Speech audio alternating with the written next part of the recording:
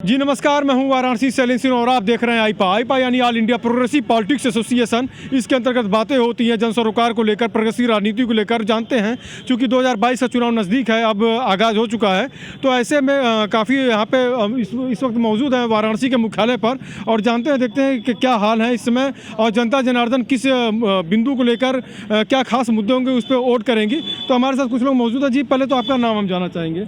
मेरा नाम है मोहम्मद यूसुफ हाशमी। यूसुफ जी, अगर बात की जाए तो चूंकि अब 2022 का आगाज़ हो चुका है, तो ऐसे में अगर बातें की जाए तो किन मुद्दों के साथ जो वोटिंग होगी इस बार? विकास के लेकर के, विकास काफ़ी ने भारतीय जनता पार्टी किया है और विकास के मुद्दे पर ही चुनाव हो रहा है और भारतीय जनता पार्टी का ही सरकार बनेगा और हम 8 सीट बनारस के निकालेंगे और काफ़ी विकास हुआ है, पब्लिक उसी पर वोटिंग करेगा। देखिए, अगर साथ बात की जाए तो अल्पसंख्यक वर्ग जो है, जिससे जो दावे करे जाते हैं कि अभी कांग्रेस दावे करती है हमारे साथ है, बीजेपी से नाराज अल्पसंख्यक, उसके साथ समाजवादी पार्टी दावे करती, बीएसपी दावे करती है, तो आप बीजेपी की तरफदारी कर रहे हैं। तो ऐसा अगर बातें की जाएँ तो कितना अंतर देख रहे हैं पूर्व की सरकारों में और इसमें वर्तमान की सरकारों में आप? मुसलमान वोट सबको देते हैं, वो बढ़ जाते हैं, उनकी कोई सुना नहीं है कि सबको सपा को दें, उनको कांग्रेस को दें, ऐसी कोई बात नहीं है।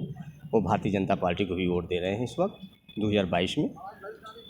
बुनकरों को लेकर, चूँकि बनारस का साड़ी का काफ़ी यहाँ पे क्षेत्र रहा जी, तो क्षेत्र काफ़ी बनारसी साड़ी का कारोबार थे, तो बुनकरी के क्षेत्र में टीएफसी जैसे है एक मार्केट दी गई, यहाँ पे ट्रेड फैसिलिटी सेंटर जो है बनाया गया यहाँ पे, काफ़ी उसमें अच्छी खासी लागत लगी।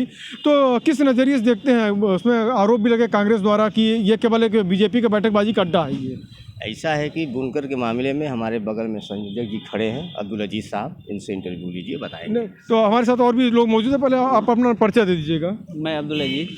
अब्दुल अजीज, अगर बात की जाए तो क्या नज़रिया देखते हैं, किस तरीके के अंतर है इसमें, मतलब मौजूदा सरकार में पूर्व की सरकारों में क्या नज़रिया आप देखते हैं? पूर्व की सरकार में जो है तो माफिया राज चलता था, अवैध ज़मीनों पे कब्जा चलता था। इस बार जो है तो बहुत से जो है तो लोगों से ज़मीन जो है तो गवर्नमेंट द्वारा, सरकार द्वारा लोगों को दिलाया गया, ठीक है। इसके वजह से जो है तो इस समय बड़ा लोगों को राहत है, माफिया राज नहीं है। माफिया राज नहीं है, ऐसा आपका कहना है। और उसके साथ साथ अगर बातें की जाए तो बनारस का जो विकास जो, चूँकि बनारस का आप रहने वाले हैं, बनारस में जो वोटिंग होगी वो किन मुद्दों के साथ होगी यहाँ पे? बनारस की जो वोटिंग विकास मुद्दा है और उसके बाद जो है तो यहाँ पे बुनकरों को काफ़ी लाभ हुआ है। ऐसा नहीं है, कोरोना की वजह से पिछले जो है तो 2-3 सालों से सभी का जो है तो उसमें लॉस गया है, सारे जो है तो कोई बिजनेस नहीं चला है कोरोना की वजह से।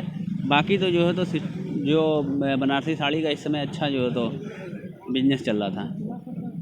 चूँकि मुस्लिम मतदाताओं पे काफ़ी नज़र रहती है लोगों की, समाजवादी पार्टी की तरफ से भी दावे किए जाते हैं कि हमारे साथ हैं, बीजेपी से नाराज़ हैं, अमूमन इस तरीके की बातें होती हैं। क्या कहेंगे इस पर आप? इस पे हम यही कहेंगे, दावे तो सभी करते ही है। ऐसा दावा पक्ष में, विपक्ष में जो है वो तो दावा करेंगे, पक्ष वाले भी दावा करेंगे, विपक्ष वाले भी दावा करेंगे।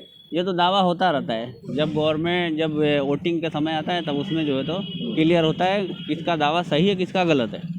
किसके दावे सही हैं, किसके दावे गलत हैं, ऐसा कहना था। और भी कुछ लोग मौजूद हमारे साथ यहाँ पे बातें करते हैं, इसे जानते हैं क्या हाल है इसमें। 2022 का आगाज़ हो चुका है, रणबांकुरे मैदान पे आ चुके हैं, क्या कहेंगे किन मुद्दों के साथ वोटिंग होगी इस बार, किन मुद्दों के साथ जाएंगे वोट करने के लिए आप लोग? देखिए, 2022 में इतना अच्छा काम हुआ है, उत्तर प्रदेश में ही चाहते हैं कि योगी महाराज को एक बार और बुलाया जाए। कभी आदमी सोचा था नहीं कि देसी घी में हम पूड़ी खा लेंगे, चना है, सब चीज़ है, नमक है, गेहूं चावल सभी लेके जितने उत्तर प्रदेश में है सब घर घर पहुंच रहा है। माननीय ऐसा मुख्यमंत्री जी हैं कि बहुत अच्छा लग रहा है जनता के बीच में। तो इस समय तो इतना बहुमत सरकार बनेगी कि अखिलेश यादव तो इतना जाएंगे कि उनकी भैंस पानी में तुरंत घुस जाएगी। देखिए, अगर बातें की जाए यहाँ पे, चूँकि 2022 में जो चुनाव की अगर बातें की जाए, 2017 में गठबंधन थी समाजवादी की कांग्रेस के साथ, 2019 से बीएसपी के साथ गठबंधन थी, क्षेत्रीय दलों को प्रमुखता दी गई है समाजवादी पार्टी द्वारा। किस नज़रिए से देखते हैं? और इसमें जातिगत आंकड़े जो हैं अगर बातें की जाए तो राजभर समाज के लोग जुड़े हुए हैं, दावे होते हैं कि राजभर समाज हमारे साथ है, ओम प्रकाश साथ, पल्लवी पटेल, कृष्णा पटेल अलग दावे करती हैं पटेल समाज को लेकर, स्वामी प्रसाद मौर्य भी चले जाते हैं। किस नज़रिए से देखते हैं आप इसको?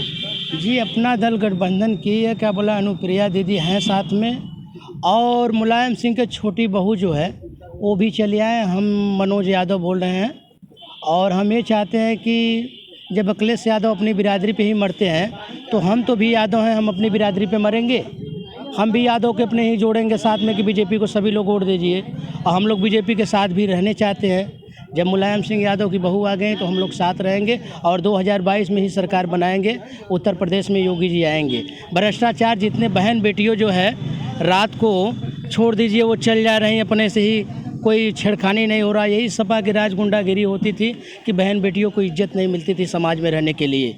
और योगी का नाम लेते ही गुंडा काँप रहे हैं, धरती छोड़ दे रहे हैं कि बाप रे बाप योगी महाराज की सरकार है, बाप रे बाप भाग जाओ यहाँ से। बताइए, इतनी डर हो रही है जनता को कि बाप रे बाप योगी महाराज की सरकार में क्या मजा है। देखिए, जाति बिरादरी को छोड़कर यहाँ पे लोग दावे कर रहे हैं। तो सनी जी, अगर बातें की जाए, चूँकि आप वरिष्ठ पत्रकार भी हैं, तो यहाँ पे जिसे अगर बातें की जाए तो बनारस का जो वोटिंग जो होगा किन मुद्दों पे होगा? चूँकि बनारस के रहने वाले हैं तो बनारस की ही विशेष बातें करें, किन मुद्दों के साथ वोटिंग करने जाएंगे, क्या आपका समीकरण क्या कहता है? बनारस में जनता इस समय जो है इस सरकार से जो है बहुत ही खुश और उत्साहित है। रही बात पिछले सरकारों की, तो पिछले सरकारों में लोग पानी और बिजली, सड़क, भ्रष्टाचार और गुंडागर्दी से काफ़ी त्रस्त थे। इससे उन लोगों को निजात मिली है, विकास भी काफ़ी हुआ है। अगली सरकार जो होगी वो बीजेपी की ही होगी। नहीं, इसके साथ अगर हम बात करें, चूँकि जो मुद्दे की बात करते हैं, विकास दुबे जैसे इनकाउंटर होते हैं, ब्राह्मण लाभी नाराज़ होती है, कहती है कि हम यहाँ पे करेंगे नहीं। उसके साथ साथ अगर बातें की जाए, उससे पहले श्री प्रकाश शुक्ला का इनकाउंटर होता है। इसी बनारस में 1997 में मजमटिया में काउंटर होता है, बीएसपी गवर्नमेंट थी, 4 गैंगस्टर मारे जाते हैं यहाँ पे। तो ये गैंगस्टरों को लेकर जो समीकरण जो तैयार किए जातिगत किए जाते हैं, इस पर क्या कहना है आपका? उन सबों के लिए एक ही नाम काफ़ी है, बाबा जी। एक ही नाम काफ़ी है। गुंडों को रास्ता नहीं सूझ रहा है कि हम किधर जाएं। जातिगत की अगर बातें की जाए, पल्लवी पटेल भी हैं इस समय इनके साथ, समाजवादी के साथ। इसके साथ साथ ओम प्रकाश राजभर भी दावे कर रहे हैं, राजभर वोटों पे अपनी पकड़ की बातें कर रहे हैं कि सबसे बेहतर पकड़ हमारी है इस समय। तो ऐसे में क्या नज़र आता है कि क्या एक जो शीर्ष नेतृत्व जो करते, किसी एक जाति के जो लोग करते हैं, जो दावा करते हैं कि ये पूरे जातिगत जो वोट हैं ये हमारे साथ कन्वर्ट हो जाएंगे, घूम जाएंगे, तो क्या नज़रिया देखते हैं 2014 के पहले और 2014 के बाद से? क्या नज़रिया, क्या बदलाव आए हैं? 2014 के बाद से सभी बिरादरियों में की नज़रिए बदली हैं और उस नज़रिए के हिसाब से आज सभी बिरादरी भाजपा के साथ है, जिससे पूर्ण बहुमत में भाजपा सरकार पिछले बार भी आई थी और इस बार भी पूरी उम्मीद है कि भाजपा की ही सरकार बनेगी। क्योटो की बातें हो रही थी यहाँ पे कि क्योटो के तर्ज पे यहाँ पे बनारस का विकास होगा।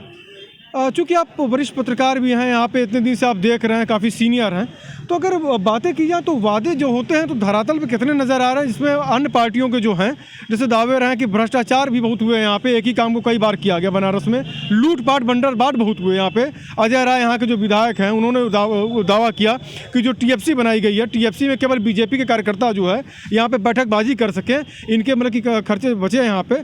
ये टीएफसी का प्रयोग इसलिए किया जाता है ना कि बुनकरी के लिए किया जा रहा है, बुनकर घाटे में चल रहे हैं। क्या कहेंगे इस पर आप? हमारे देखने में अभी तक बुनकर की जो बिरादरी है, जो साड़ी के कारोबारी हैं, वो पूरी तरीके से अपने कारोबार में लग के खुश हैं। उन्हें किसी भी प्रकार की इस सरकार में कोई दिक्कत नहीं है। और जो इनके मदरसे चलते थे उसमें सभी को एक समान शिक्षा दी जा रही है, और अन्य शहरों में भी पूरी तरीके से शिक्षा को लेके मुस्लिम समुदाय में इस सरकार ने जो है वो सारे इंतजाम कर रखे हैं।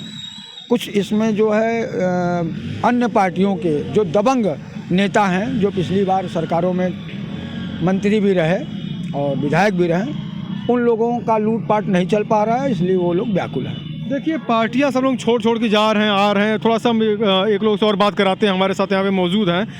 जी, पहले तो आप अपना कृपया नाम बताइए, क्या नाम है आपका? मैं धर्मेंद्र कुमार सिंह। धर्मेंद्र जी, अगर बातें की जाए कि अगर जैसे मौजूदा स्थिति जो देखी जा रही हैं, किन मुद्दों के साथ वोट पड़ेंगे? आप मूलतः आप रहने वाले कहाँ के हैं? तो बनारस के रहने वाले हैं, और इस बार चुनाव में बेरोजगारी और महंगाई एक मुद्दा है, और तो लगभग सारे मुद्दे गायब भी हो चुके हैं।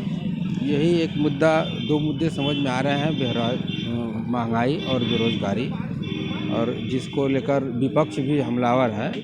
यही 2 मुद्दे तो समझ में आ रहे हैं, और तो कोई मुद्दा है नहीं। फिर भी इस सरकार ने अच्छा काम किया है, जो कि उत्तर प्रदेश माफियाओं का जैसे प्रदेश माना जाता था, आज गुंडाराज खत्म हुआ है।